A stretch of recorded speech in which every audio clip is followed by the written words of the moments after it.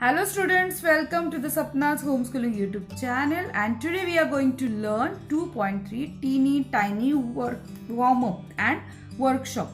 टीनी टायनीचा आपण लेसन अभ्यासला होता, म्हणून आज आपण काय करणार आहे, टीनी टायनीचा वर्कशॉप सोडणार आहोत.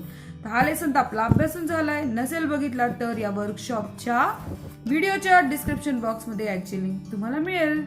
आणि तुम्ही जर सपनाज होमस्कूलिंग चॅनलला नवीन असाल तर लगेच हा चॅनल सबस्क्राईब करा, बेल आयकॉन दाबा, कारण सपनाज होमस्कूलिंग हा चॅनल फ्री आहे आणि तुम्हाला लगेच आमच्या सर्व लिंक तुमच्या मोबाईलवर सर्वात प्रथम दिसतील. व्हिडिओ मस्त अभ्यास होईल ना तुमचा.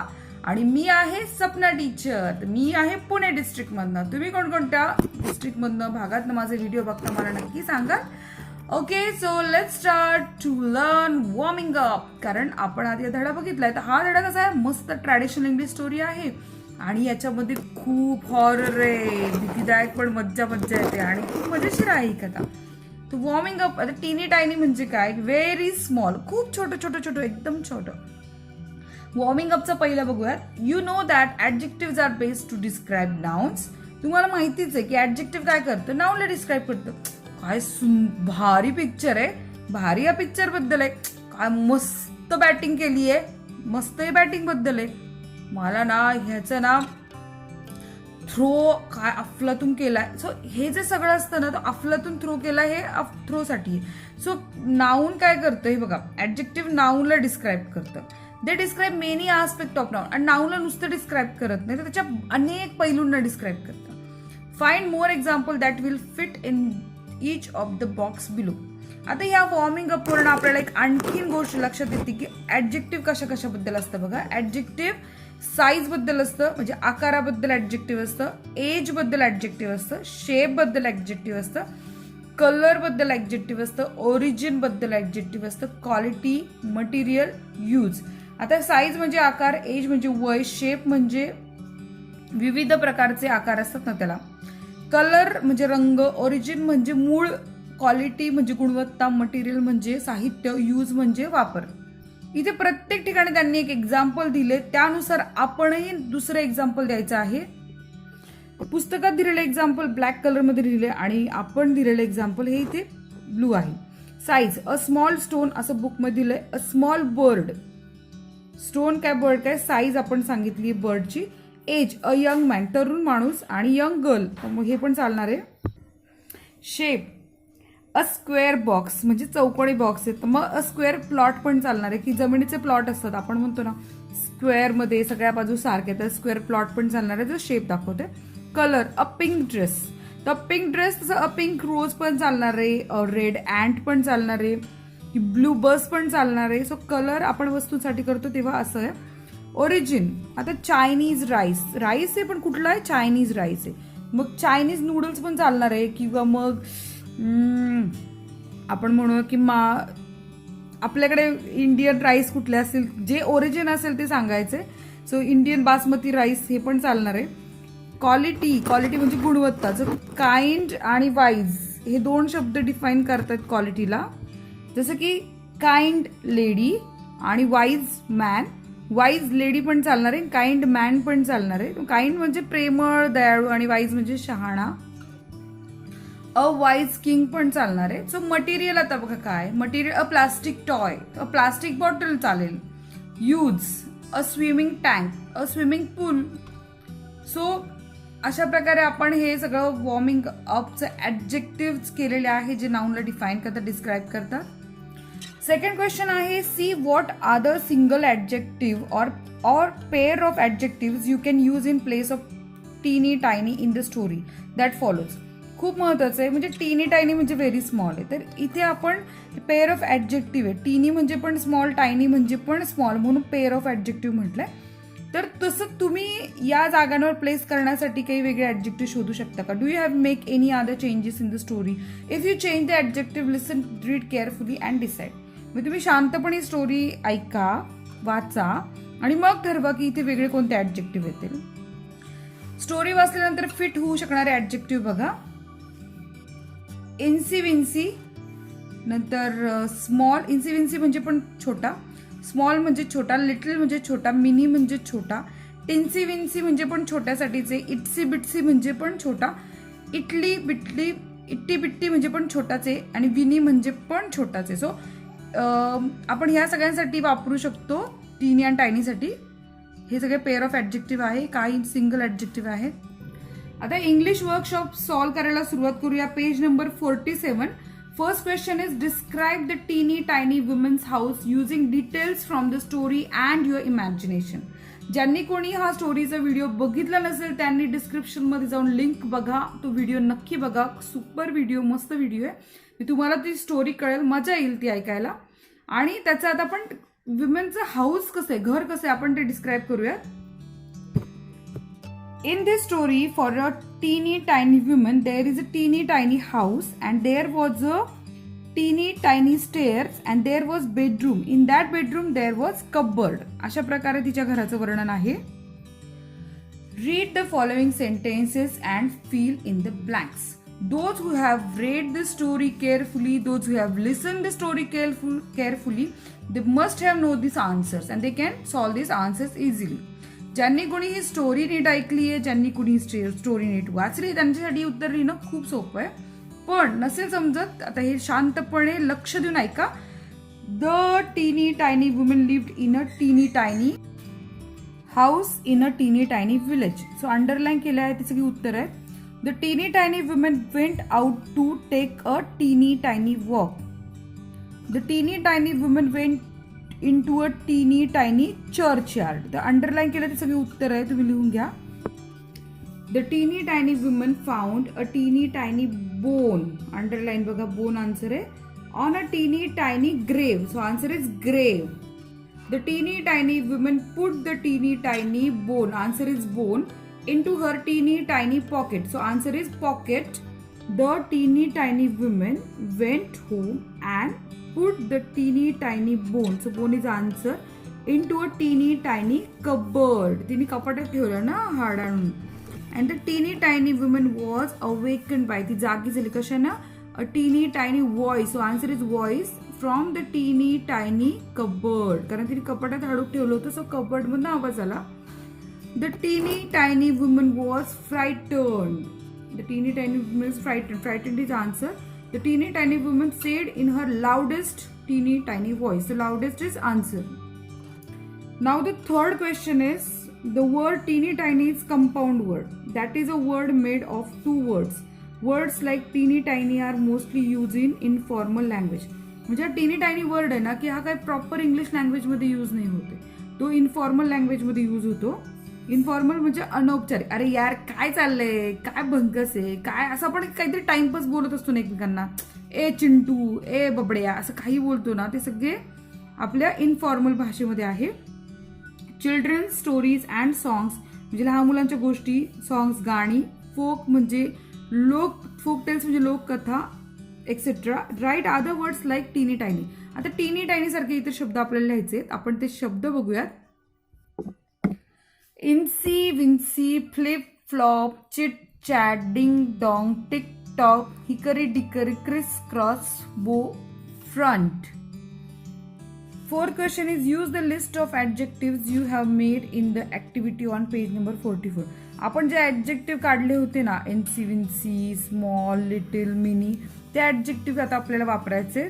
सो आपण make if you can write funny meaningful sentences. आपल्याला मिनिंगफुल पण फनी मजेदार सेंटेन्सेस करायचे using one or more of these adjective. For example, incy wincy spider climb on incy wincy wall, made incy wincy web. आता इथे मी example दिलेलं आहे, बघा तुम्ही. म्हणजे छोटासा जो स्पायडर आहे तो भिंतीवर चढतो आणि छोटीशी जाळी तयार करतो वेबची. नंतर itsy bitsy boy by itsy bitsy bat ball for his itsy bitsy cricket match. Fifth question आहे, think of a repetitive story about an old woman from your mother tongue and try to translate into English. आता आपल्याला इथे विचार करायचा आहे की आपल्या मातृभाषेमध्ये अशी कुठली स्टोरी आहे का की जी अशी रिपीटेटिव्ह स्टोरी आहे. तर आपल्या मातृभाषेमध्ये अशा बऱ्याच स्टोरी आहेत आणि ज्या की म्हाताऱ्या बायकांशी किंवा स्त्रियांशी रिलेटेड, खास करून म्हाताऱ्या आज्यांशी रिलेटेड खूप स्टोरी आहेत. आता वेगवेगळ्या भाषेतले लोक असतात, आपण मराठी भाषेबद्दल बोलूयात. तर आता आपल्याला डोक्यात म्हातारी आजी म्हटली की सगळ्यात पहिलं येतं चल रे भोपळ्या टुनुकटुन. ती या गोष्टीचं मी रिपिटेटिव्ह स्टोरी या प्रकारे स्टोरी तयार केली आहे. तुम्ही जस्ट ऐकून घ्या. जर तुम्हाला छान वाटली तर लिहा किंवा तुमच्या टीचर सोबत कन्सल्ट करा किंवा आणखीन कोणती वेगळी असेल स्टोरी तर तुम्ही मला सांगा. Will try to read out it. आपण हे सगळं प्रयत्न करू एक स्टोरी चांगली वाचायचा करायचा.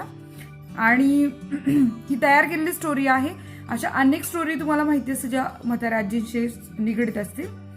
अ बिग फॅट लेडी. आता फॅट लेडी आहे ना, अ बिग फॅट लेडी हा शब्द रिपीटेड, अ बिग फॅट हा शब्द रिपीटेड आहे. अ big fat lady lived in a house with a big fat cat. जे एक म्हातारी आजी एका मांजरी सोबत, पण ती पण जाडजूड मांजरी सोबत राहत असते. A big fat lady wanted to go her big fat daughter's house. त्या जाड्या जुड्या बाईला तिच्या जाड्या जुड्या मुलीच्या घरी जायचं असतं. A big fat lady started walking in a dense jungle. आता व्हॉट्सअप म्हणा, फेसबुक म्हणायचं माझ्यावर पण परिणाम झालाय. मी फॉरेस्ट ऐवजी जंगल इंग्लिशमध्ये लिहिलंय, पण नंतर लक्षात आलं मी त्याला फॉरेस्ट केलंय. तर ती आजी काय करते, चालायला सुरुवात करतीये त्या जंगलामधनं. आपल्याला माहिती की तेव्हाच्या काळात काही बस बिस नव्हती, तुम्ही जंगलातनं चालतीये. In a forest a big fat tiger stop her. आता जंगलामध्ये पण एक जाडा जुडा वाघ येतो, तिला थांबवतो. A big fat tiger wanted to eat a big fat lady. आणि ह्या जाड्या जुड्या वाघाला, जाड्या जुड्या बाईला खायचंय. A big fat lady stop big fat tiger and convinced a big fat tiger not to eat. म्हणजे ती जी आजी असते ती काय करते, बाई असते ती काय करते, त्याला मनवते. कन्व्हिन्स म्हणजे तयार करते की ठीक आहे तू मला खाऊ नकोस असं ती त्याला म्हणतीये. आणि मग काय होतं पुढे बघा. अ big fat lady promised a big fat tiger after meeting with her big fat daughter he can it. He can it म्हणजे मी माझ्या मुलीला भेटते आणि त्याच्यानंतर तू मला खा असं ती म्हणतीये. A big fat lady moved from that forest. आता ती त्या जंगलातनं पुढे निघतीये. After some time a big fat fox met her. आता थोड्या वेळाने काय होतं की मोठा जाडा जुडा कोल्हा तिला भेटतोय आणि same promise a big fat lady gave to a big fat fox.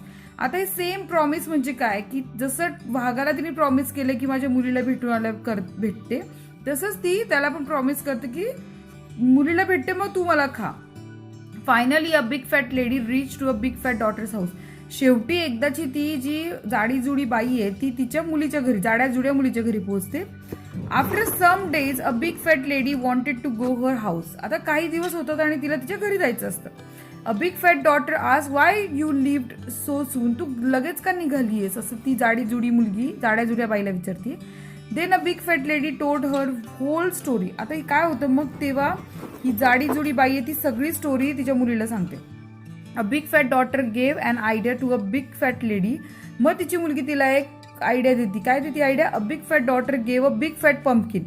ती जाडी जुडी मुलगी तिला जाडा जुडा पंपकिन देते आणि टू हर मदरच्या आईला देते. Plan to deceived tiger and fox. वाघाला आणि कोल्ह्याला फसवायचा प्लॅन करते ती. As per plan a big fat lady sat inside a pumpkin. Plan प्रमाणे ती जाडी जुडी बाई त्या भोपळ्यामध्ये बसते. And departed. तिथून निघते. When a big fat lady reached in a forest tiger and fox awaited.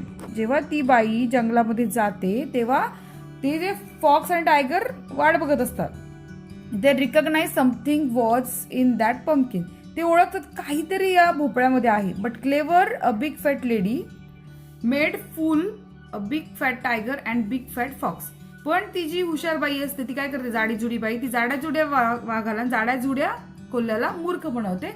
A big fat lady reach to her home. आणि मग अशा प्रकारे ती तिच्या घरी पोहोचते. आता शेवट जरा थोडा पटकन उरकता घेतलाय, पण आपली स्टोरी येते, आपण आपल्या पद्धतीने करू शकतो. फक्त इथे रिपिटेटिव्ह वर्ड्स आहे म्हणून ही रिपिटेटिव्ह स्टोरी आहे. सो ही मी तयार केलेली स्टोरी आहे. जर तुम्हाला आवडली असेल तुम्ही लाईक करा. अजून 6वा प्रश्न आपला राहिलाय तो कंटिन्यू करूयात. आणि ही स्टोरी आपण का केली इंग्लिशमध्ये, कारण आपल्याला सांगितलंय की आपण विचार करायचा आपल्या मातृभाषेतल्या गोष्टीचा आणि ती इंग्लिशमध्ये ट्रान्सलेट करायची, म्हणून आपण ती स्टोरी इंग्लिशमध्ये लिहिली आहे. 6 क्वेश्चन आहे. Discuss and write briefly. आपण विचार करायचंय आणि लिहायचंय, थोडक्यात लिहायचंय.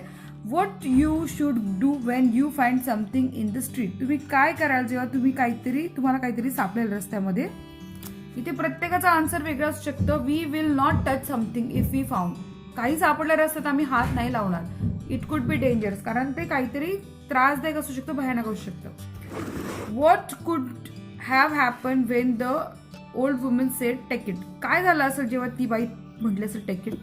That voice might have taken that bone. जो आवाज होता, ज्या आवाजाने आवाज दिला की मला पाहिजे ते, त्या आवाजाने घेतलं असेल ते बोन. हे आपलं आन्सर आहे. पेज नंबर 48 बघा. Language study. Don't miss this part. This is very much important. ज्यांना वाटतं ना मला उत्तम इंग्लिश बोलता यायला पाहिजे, those who feel that those want to speak in English fluently, please have a look on it. Language study is the most important thing. So let's start to read. Main verbs and auxiliary verbs. तर main verbs काय आहेत आणि auxiliary verbs काय आहेत बघूया. Read the following sentences. आता हे वाक्य वाचायची आहेत, ऐका. शी came to a teeny tiny gate. The teeny tiny woman opened the teeny tiny gate. She was a teeny tiny bit tired. She had a dog. She does all the work. Here 3, 4, 5. 3, 4, 5. Repeatedly the verb be means was, have, and had and do does are used as main verbs. म्हणजे या 3 वाक्यामध्ये काय आलेलं आहे. Was, had, do म्हणजे बी, have, had, do हे सगळे काय आलेले आहेत मेन वर्ब म्हणून आले. But be, have, do are also used with other main verb show certain things. Then they are called helping or auxiliary verb. सोपं सांगू का तुम्हाला, मूळ क्रियापदासोबत जेव्हा क्रियापद येतात ना, म्हणजे मूळ क्रियापदाला मदत करणारी जी क्रियापदं असतात त्यांना ऑक्झिलरी वर्ब म्हणतात, सहाय्यकारी क्रियापद म्हणतात. Auxiliary verb do. आता do is use the main verb. Do हे यूज मेन वर्ब म्हणून पण होतं. जसं की टू फॉर्म क्वेश्चन. तर क्वेश्चन तयार करायला बघा. Yes or no. Do you know the answer. Did you see the bird. हे झालं मेन वर्ब म्हणून पण वापरलंय. आणि WH question. What did he say. What does he want. इथे पण आहे मेन वर्ब म्हणून. So underline the main verb in the above question. Can we drop remove the main verb from the question. आपण इथे जे main verbs आहेत यांना remove करू शकतो का. नाही करू शकत ना. We can't. Do you swim. Do you fly. Do ever think. Do you ever think. तू विचार करतोस का. तुला उडता येतं का. तू पोहतोस का. So the form to form negative sentences. We did not eat. हे निगेटिव्ह सेंटेन्स झालं. She does not like flowers. तिला फुलं आवडत नाही. निगेटिव्ह सेंटेन्स आहे. They did not do it. त्यांनी ते केलंच नाही. हे पण निगेटिव्ह सेंटेन्स आहे. आता इथे आपल्याला सांगितलेलं आहे 2 minute oral work. Tell as many as negative sentences as possible within 2 minutes. 2 minutes मध्ये आपल्याला निगेटिव्ह सेंटेन्स करायचं. इथे दिलेत. She does not play. We don't like to study. They don't know what they are missing.